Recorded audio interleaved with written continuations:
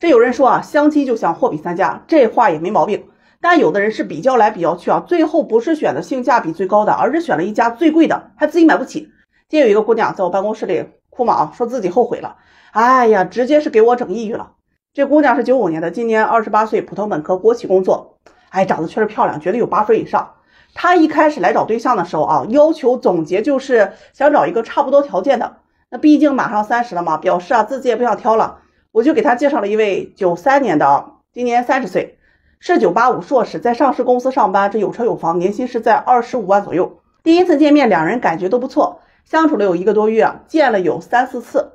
男士呢就跟她表白了，说自己挺喜欢她的。哎，人这姑娘呢绝对不慢热啊，也不钓鱼，说回去考虑2天。好了，第3天，她给男士说呀，哎呀，不好意思，我是慎重的考虑一下啊，觉得我们俩不合适。哎呀，你说这给男士给整懵了啊，谈了1个多月了啊，手都牵了，还让抱了，怎么就不合适了？那我作为中间人呢，我就去问这姑娘原因啊。人这姑娘给的理由就是感觉男士啊还不够优秀，达不到自己的预期。哎呀，我一听啊，是真的给我愣住了啊。咋不优秀了？人有车有房，还是全款，年收入20多万，父母都是体制单位的，那配你学历他也相配吧，这条件是可以了吧？哎，这姑娘就支吾了一下啊，就跟我说，哎呀，就是觉得男士个子有点矮，才175，还有点胖，170多斤，这要是能瘦下20斤啊，那就完美了。另外啊，年薪要是30、40万就满足他要求的优秀了。真的，兄弟们，听完我就给整抑郁了啊！男士这条件在相亲市场上他分分钟就脱单了。你想当县长夫人，你得跟着他从基层干起吧，最少有个10年8年啊！哪有捡县城的馅饼吃得好，人家当县长了，你给看上了。他说自己也不是非要去找什么官二代富二代啊，也不是那种哎呀眼高于顶的女人，想找符合他标准的那种男人。我问他，我说符合你标准的这种男人哈，人家一定也挑的。那你有什么？他说我是有资本的，我长得很漂亮。你看，你把相亲当生意，你出美貌，他出优秀的条件，那公平交易，童叟无欺啊，这个也没什么问题。但是这里面有一个致命的关键，就是你的美貌会消失的，他的优秀一定会随着时间逐年递增的，而你不可能1年比1年要漂亮吧？最后他反正就是我强烈要求换人的，换更优秀一点的。后面真的给他介绍了不少啊，有位国企的管理人，个子挺高，赚的挺多，他觉得男方父母工作不好，介绍个家庭条件好的，他觉得男士啊长得不好看。那介绍个长得好看的家境好的，他觉得男士啊这个性格不行，反正挑了一圈没得挑了啊，他就很委屈的问我，哎呀，为啥就没有优秀的男人？最后一拍大腿反应过来，失策了，还是第一位男士条件可以。隔了半年呀，吃回头草，又去找人家了，哎呀，说自己考虑了一圈啊，决定愿意和你在一起。谁知人男士不搭理他呀，把他给拉黑了呀，跟他分手没2天啊，人家就很快脱单了。哎呀，他又听说这男士啊，现在谈的女朋友是99年的本科啊，在事业单位工作，比他是年轻又漂亮，那给他气的不行啊，哭着跟我说，哎呀，自己真后悔，又错过了1年。当初你们有1万种可能在一起的时候，你挑3拣4想找更好的，现在好了，黄花菜都凉了。相亲啊，你不要傻乎乎的就是觉得是你在挑别人，当他的优点符合你的要求啊足够的时候，他也具备筛选的资格。如果你想着相亲市场上优秀男人都去哪的时候，能不能先反思一下，你在20多岁的时候你去了哪里啊？我知道我怎么选的会后悔。哎呀，我跟你们讲啊，有个很尴尬的事情啊。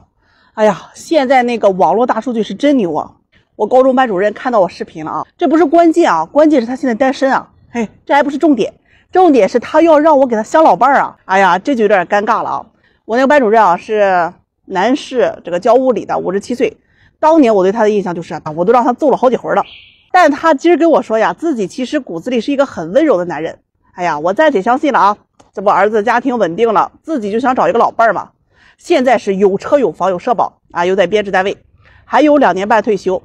我就问他，我说老师你想找个什么样的啊？他跟我说这条件不重要，我比较看重人呐，人品要好。我一听，哎呀老师呀，人品这个一时半会儿是看不出来的呀，你得给我讲点重点条件。年龄不能太大了啊，45岁以下，40岁最好。性格温柔体贴，长相好看，哎，身材苗条的。我这一听啊，我说老师啊，这肯定不现实呀！你看你这比人40岁的女人大了都快2轮了啊，人家肯定不同意。除非你其他条件很优秀，那有可以跟那些40多岁的男人哈可以博弈的筹码。哎，接着他跟我说呀，我这天天健身着呢啊，身材好，体质棒啊，哎，再要个孩子都没问题。哎呀，我就有点苦口婆心了，委婉的表示，老师呀，外表再靓丽，这里面的配件上了年头，它也不太行啊。咱找对象啊，不能要求相差太大的。你看50岁左右的这个大姨啊，哎呀，这也挺好的嘛，有个退休金的，年龄比较合适，这共同语言也比较多一点，不然年龄相差太大了，这代沟也多，容易出毛病。老师一听啊，不行，你不知道呀，哎呀，我那边好多同事啊，50多岁的事事的我都看不上啊，那你给我找个45岁到50岁的吧。我问他，我说有没有其他的要求？他说要找个会唱歌的，喜欢跳舞的，哎，能说会道的。我说老师啊，有一个45岁的这个大姐人挺好啊，是个企业会计，有车也有房子，单身好几年了，有个2岁的女儿在上大学，你看要不给你撮合一下？老师一听啊，哎呀，这2个孩子呀有点多呀，都上大学了，开销是不是挺大？看了照片之后又跟我说呀，这个脸有点长，不是我喜欢的点，带出去别人看了都没面子呀。看在这多年的师生情谊的这个份上，我又给他介绍了一位49岁的，是个幼儿园园长，有个儿子也成家了，人挺好，有气质，而且还会唱歌跳舞的。我一看这简直就是绝配啊，我是非常自信的找到他。哎呀，老师一看呀，哎呀，这个条件不错，一问孙子2个，平常还得给儿子看孙子，那不就没的2人世界了吗？跟我说呀，我找老伴都是图那个精神伴侣，有个知心人的，能生活在一起啊。这要是给人看孙子呀，那我图点啥？哎呦，听得我这边呀，主要都是那些20、30岁啊，这个单身资源很多嘛，这个40岁以上的单身资源本来就比较少，我这班主任又摊上比较挑，没法又到处给他划了这个人啊，同行其他老师那儿找了一位事业单位工作，哎呀，45岁左右啊，有房有车，长得真有气质，身材很好，最主要呀，这个孩子跟前任定居在外地，一般也见不到。哎呀，我那是倍儿自信啊，去跟老师说呀，你看这个咋样？哎呀，老师一看呀就很喜欢呀，懂他，我就给他呀联系这位大姐去了。没成想呀，人大姐要求男方55岁以内，有车有房，年收入20万以上，哎，没有儿子，别有负担，情商高，长得还要帅，另外还要每个月负担5000块钱女方的生活费啊。我这给我班主任资料一看呀，给我班主任是一顿点评啊，说个子太矮，长得一般，哎，年收入太低，而且还是个男老师，不接受。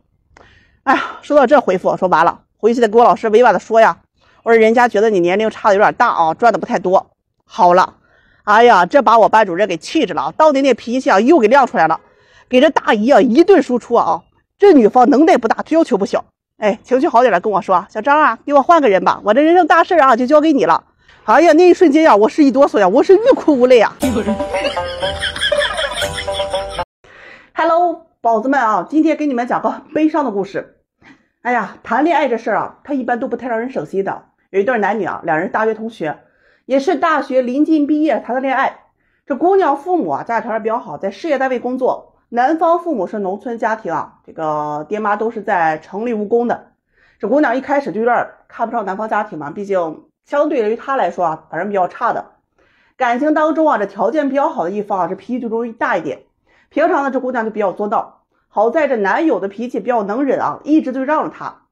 毕业之后啊，男方去了社会上工作，这女方就继续读书啊，考上了研究生。当然大家千万别猜啊，上岸第一箭啊，先斩意中人，这事儿啊不是这么发展的。刚工作那2年啊，哎呀，这个创业嘛，压力也比较大，男方吃了不少苦啊，这一直都失败。2人呢，这不谈了有3年的时候，男友就提出来想带着姑娘回家让父母见见啊，但是被这个姑娘给拒绝了，理由是啊，这个姑娘的父母啊觉得男方的家里条件太差了，你看没有车房，而且学历啊也不如这女方高啊，也不门当户对啊。但这个姑娘呢，当时也没有提出分手。让男友啊就想办法要多挣钱嘛啊，买了房之后再见父母。这研究生毕业之后，女方就去了事业单位工作。这个姑娘就进了社会之后啊，她就心态就发生变化了，因为接触一些圈子啊，就越发觉得不太甘心啊。尤其是自己周边的这个女同事啊，嫁都很好啊，越想越觉得，哎呀，自己是事业单位的啊，硕士学历，家庭条件也不差呀，怎么就不能找个门当户对的男朋友？哎呀，于是越想越生气啊，这脾气啊，她也是越来越闹。男友呢也是觉得自己啊并不优秀，给不了女友啊想要的生活，哎呀，处处也是忍着让着啊。前年的时候，这2人都28岁快30了嘛啊，男友就提出来想要跟她结婚，被女友啊这个以家里人不同意，直接给拒绝了。你说分吧哈，这个女友她也不分，说习惯了男友在身边，其实啊是她背后也去相亲啊，没有遇到条件好的还喜欢的。这说结吧，女友也不结，态度也很一般啊，平常呢也比较作闹一点。就这样2人就这么一直谈着。去年的时候啊，这个男友啊就开始转运啊，好几个项目同时开始盈利，而且是越赚越多，这最多的时候一年啊都能达几百个。这姑娘一看啊，立马跟男友提出来要领证结婚。哎呀，反转啊，总是有反转的啊，男友却以工作比较忙给拒绝了。把女友给气的呀。而且在年底啊，这个男友跟这个姑娘提了分手，转身就跟一位25岁年轻又漂亮的妹子相亲成功了，谈了恋爱，把这个姑娘给气得够呛啊。哎呀，他就跟我说呀，自己现在已经30岁了，去相亲啊，他遇到的男士条件的是一位不如一位啊，想来想去还是自己男友好啊。他就特别委屈啊，觉得自己啊是在男友最困难的时候陪着他的，还谈了8年呀，青春都没有了，现在条件好了，却把自己给踹了，越想越是不甘心啊，问我有没有机会啊，想要去挽回她男友。拜托你们要搞清楚啊，事情发展到今天，本质问题在哪里？好吧，你扪心自问一下，你真的有好好爱他吗？你现在不甘心，只是自己沉没成本太大了，谈了8年，你都30岁了，原本看不上的他突然有本事了，还能找到一个比你还年轻漂亮的。当年他提结婚的时候，你干嘛去了？但凡之前任何一个时刻你想结婚啊，估计他都得屁颠屁颠乐的不行了吧？你还不是一边享受他的好，一边盯着他这只股票呀，是涨还是跌？万一他跌了，估计你比任何人都要庆幸，好在老子没买。现在他涨了，开盘了，后悔了，想分钱了，当初没下注，你怨谁呢？你自个儿还在骑驴找马，中间还不努力，脾气不好，又作又闹，爱情就是愿赌服输，你得面临这样的风险的。你问我挽回啊，我觉得这事儿根本就挽回不了。一段感情啊，其实不怕两人谈了多久，父母多不待见，条件相差有多大，最怕的就是你在感情当中啊消耗他的情绪，又作又闹，而外面正好有人可以满足他的情绪，又温柔又体贴，他有条件了，有本事了，吸引来的又是一些年轻又漂亮又善解人意的，让这个男人突然之间觉得呀，原来这个世界上是有女人愿意给我提供情绪价值而不消耗我的情绪的。这种可能性的存在使得你们的感情啊岌岌可危。你现在可以啊用责任绑架他，谈了8年了，你竟然把我给甩了。但是你要清楚的是，就算今天你可以挽回，看在这8年的感情上，好，他跟你谈恋爱又继续下去，他最终出轨的概率也是非常大的。毕竟很现实的一点啊，以前你作的时候他只能忍，现在你作，他心里很清楚，他有条件了，他可以不用再忍你了。人性就是这个样子，你怨不得别人，看准了没压住啊，开盘这事儿你得认。好多大兄弟啊，相亲都不会追女生的。你们咨询我的问题，我听了都跟那猴一样啊，抓耳挠腮的急啊。我给你们总结几点啊，这女孩子该怎么追啊，你们得听。要是你不信我啊，那就是你经验太少，不支持你反驳啊。这第一啊，相亲追女生啊，需要的是吸引，而不是付出。真心对你来说呀很宝贵，他在乎你啊，你的真心才能够算作筹码。如果你本身没有吸引到他的点，你的付出只会被打上自我感动的标签，对方的内心啊只会越来越讨厌你的。付出的多了，你就会做出很多卑微的事情，甚至可能放低姿态啊去舔对方。那个时候你在对方的这个眼里啊，你只会大大的贬值。第二，行动你要符合利益最大化的，千万别打持久战，最多3个月，不行啊咱就撤。喜欢你的姑娘我都见过吃顿饭都能同意的，大多数不用1个月啊，喜欢你的也就喜欢了，不喜欢你的那是各种理由往后拖，拖的时间越长，只会增加你的沉没成本，放弃了将来可能存在的爱情。第三啊，大家一定要记住，一个女生刚开始不喜欢你，她以后啊也不会喜欢你的。有的大兄弟我都觉得特别怜悯你啊，相亲认识一个姑娘，发10句回复1句的，约她对方就说忙，问喜不喜欢呢，对方就说没感觉，相处看看。于是兄弟啊就努力的去追啊，想着呀现在不喜欢那是因为刚认识还没了解，以后啊就会喜欢的。别做梦了，拜托哥们儿，我做相亲啊这么多年了，日久生情啊我都没咋见过。该撤啊，岳云鹏追柳岩那出租车那桥段你还记得没？燕子啊，哎呀别自我感动了。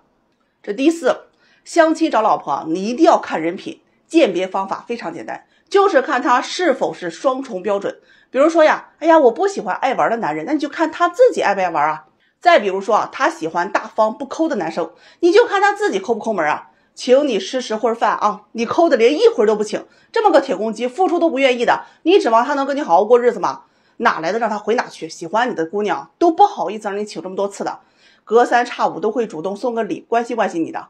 反而那些不喜欢你的就喜欢呀，男人就应该出钱吃饭，这一套说事儿，谁规定的呀？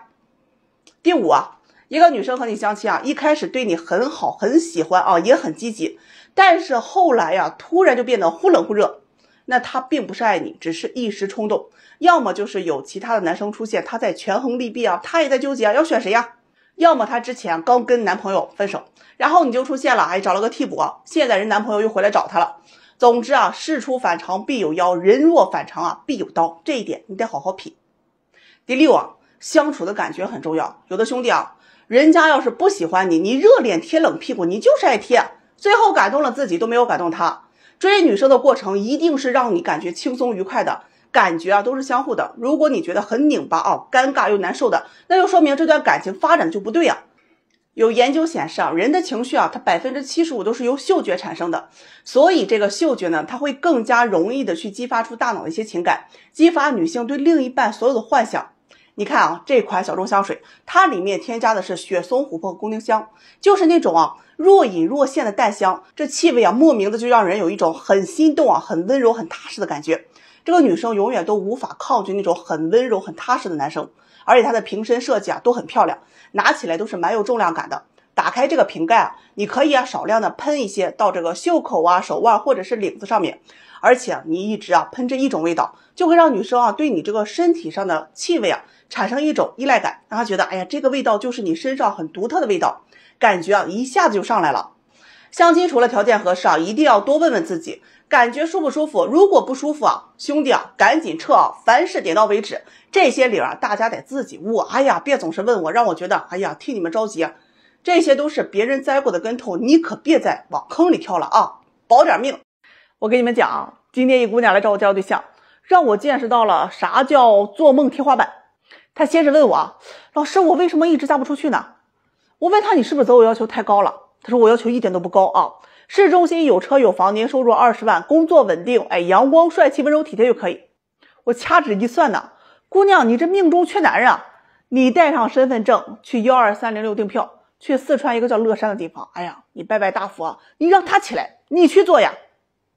这姑娘听完就跟我说，知道自己的年龄有点大，既然男人不愿意娶她，哎呀那她就不要车房彩礼，诚心招上门女婿，愿意提供车和房外加彩礼，符合要求的择优录取。这话一出，说实话我当时是有点吃惊的一般能提出上门女婿都是有实力的呀。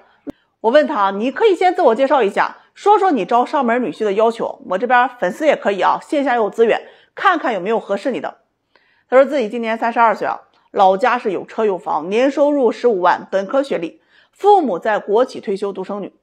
要求男方身高175以上，外貌没有明显的短板，年收入50万以上没听错。这出生的孩子男方要跟女方姓，毕竟人家招上门女婿嘛。女孩呢可以给男方姓。哎呀还没等他把话说完呢，我这血压蹭的就上来了你这牌打的4个3要炸我2王姐姐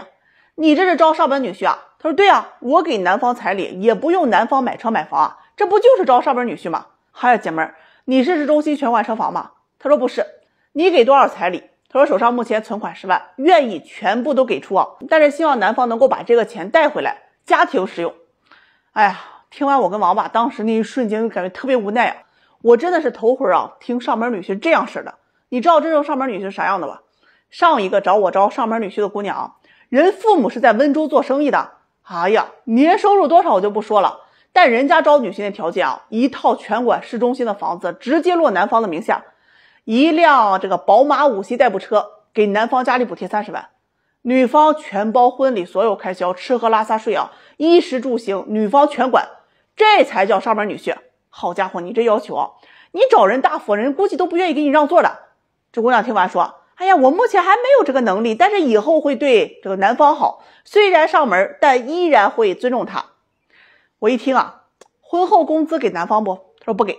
婚后谁养家？这姑娘来了句那肯定是男方养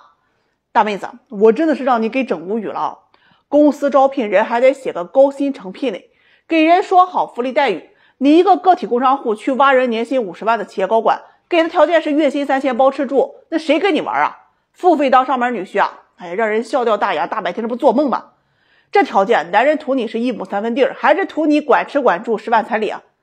孩子还得随你姓，人还得随你父母生活，哎呀估计这年薪50万都得落你管着，周扒皮见了你们家都得高呼一声牛逼资本家看了你都得流泪还是你会整活我问他有个男士32岁单亲家庭，母亲打零工，无房无车，普通本科毕业，年薪在8万左右，家里这条件确实也买不起房子，帮不上儿子吗？这男方愿意上门是真心入赘。这姑娘一听那头摇的跟拨浪鼓似的，直蹦高这条件让我去嫁我都不去。我听了我也蹦高啊，那你就继续单着嘛，别老自己白日做梦。反正跟他唠嗑就跟那菜市场讨价还价一样，这姑娘的择偶要求是一降再降，最后要求男方要75以上，本科学历，一线城市生活，年收入20万以上，父母城市户口，有退休，82年到90年的未婚帅气男士。请符合要求者积极联系我报名，给报销来回的大巴费用。这姑娘不给出机票，太贵大家请自理。一定要看清楚是这个姑娘招女婿人家那个温州厂长女婿找到了请不要报错名。最后再说一遍你要想找对象，你先去市场摸摸自己底牌多少。相亲这个圈子大家都是名牌打扑克，你拿个对3当王炸，那丢人的还是你自己你得有硬牌。老实话当放屁，你是怎么做到的呀？兄弟们，如果你还单身希望你能够听我劝，早点谈恋爱，甚至遇到对的人早点结婚。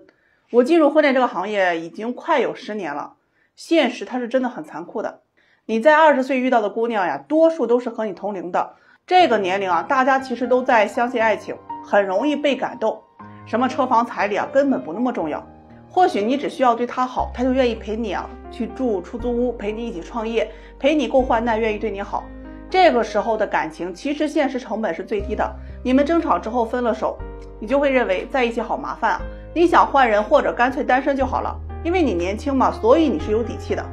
但当你25岁的时候，大多数人已经离开校园步入社会，你就会发现社会并不是你想的那么温柔，岁月也不是那么的美好，你就会感到孤独，希望有人来爱你。但你有时候又会觉得很自卑，好像自己的条件并不是那么优秀，不知道喜欢的姑娘能不能看上你。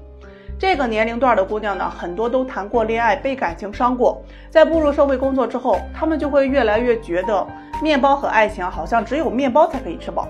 再加上社会圈子里面的攀比，让她也越发的觉得感情好像没有车房重要。于是她开始想要找工作能力强的、赚钱多的、车价值高的、房子地段好的。虽然这个年龄依然会相信爱情，但好像并不是那么纯粹了。多少会有男人愿意给自己花多少钱来衡量这段爱情。这个时候你就会觉得得需要努力赚钱，买车买房，好娶自己心爱的那个姑娘。当你到了30岁大多数人还是老样子，只不过存款多了几万，甚至还有可能是负债，靠着家里人贷款买上了车房。你开始进入到相亲市场，你就会发现你能遇到的姑娘都已经快30岁了，她们对物质的需求会越来越高，你跟她们去相处会觉得很累，依然觉得满足不了。你的心态有点崩了，喜欢你的你不喜欢，你喜欢的不喜欢你，父母家人催婚，周边人不理解你，你步入到了大龄。其实你也很想结婚只是想找一个自己喜欢的、愿意爱你的人而已。可是现实就是这么难。有一位男士88年的，35岁，在北京买的车房身高180，长相5分吧，不丑，工作稳定，还有副业，每月收入在2万以上，父母退休老家2套房子，还有一个小商铺。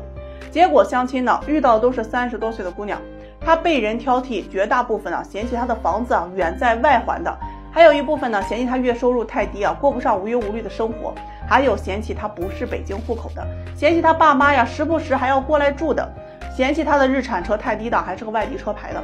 当然了，如果她找28岁以下的，人家还会嫌弃她老。也有看上她的，可条件跟她确实相差太远，她也不喜欢。她后悔自己年轻的时候有一个姑娘不图车房就愿意跟她在一起，那个时候条件没那么好，她觉得想要工作就放弃了。现在想想或许那个时候在一起她早就结婚了。男人年龄越大越吃香，指的永远都是那1%的男人，那是能带领女人跨越阶级的男人，他们不管年龄多大，从来都不缺女人。可我们都是普通人你年龄大不是你不好找，而是你能遇到合适的另一半的概率会越来越低。你30岁你还可以找到27岁的，当你35岁你能遇到的基本都是快30的。如果你还想找年轻的，人家一定会嫌弃你的，这么大年龄怎么还在做梦这些都是现实问题。有些男人年轻的时候相亲遇到的姑娘嫌他穷，没车没房，他又努力的觉得男人事业是最重要的，可到最后事业能成功的人太少了，大多数都是靠着家里人帮助贷款买个房子，买个代步车。那个时候虽然有车有房了，可你依然比不过其他人。婚恋这个市场上是雄竞和雌竞，就是你要在雄性竞争当中有足够的优势，才可以在30岁的这个年龄里面获胜。30岁大多数人的工作开始稳定，社会阶层也开始有了区分，要么拼实力，要么拼家庭，要么你就得拼年龄。如果你实力一般，家庭一般，那就要在最好的年龄里面去遇到一个你觉得不错的人。事业爱情啊，其实并不冲突的，能让你觉得累的，要么工作不好，要么感情不好。说了这么多啊，希望你们明白啊，最好的爱情一定是你在年轻的时候遇到的。如果你现在还在校园，如果你现在还年轻啊，早点谈场恋爱，遇到一个真心对你好的人的话，那就早点结婚。年龄越大呀，你就会发现越难沟通，因为思想不那么纯粹，也很现实。说了那么多，希望你能够懂啊，也希望以后的你有良人相伴，遇到的人能够视你为珍宝，也愿你有一个可以安定的未来。我跟你们说啊，此时此刻我特别能理解那些找对象真的挑来挑去的主了。今天我去租房子，一中介一大哥问我想要什么样的，我说要一个位置好点的啊，装修不错的，房子干净点大点的嘛，最好便宜一些的。人大哥说呀，这种啊得租金1万以上，问我有那能力吗？我一听那咱俩租不起啊，哎呀，那就要个差不多的吧。他就问我差不多是多少，我说呀，要不预算5000左右。于是他就给我看了第一个房子，哎呀，那房子位置就是在那个市中心啊，离我工作地方倒是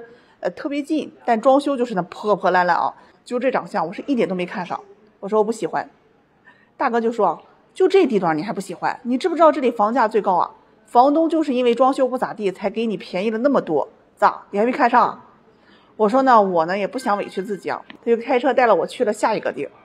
哎呀，位置是真不错，小区绿化也很好，而且还是个新房。但我打开门一看呢，哎呀，干干净净的，是啥也没有，就2张床跟一个冰箱。人说呀，就这房子性价比太高了，你多少自己置办一点就能省出很多房租了。我说我这不是嫌麻烦吗？大哥一听啊就特别无奈啊，就直接摇摇头，悄悄的跟我说呀，我这都是给你找优秀的啊，适合你的，你别要求太高了，不然找不到的。接着呢，我们又去了第3家，我一开门，哎呦我去，真的装修特别豪华，谁不抢这房子，谁有孙子。谁知人大哥说啊，这房子距离我上班的地儿啊，将近30公里。我一听，那我不得累死了，这赶上堵车，我这得2点才能回来，我就不想要了。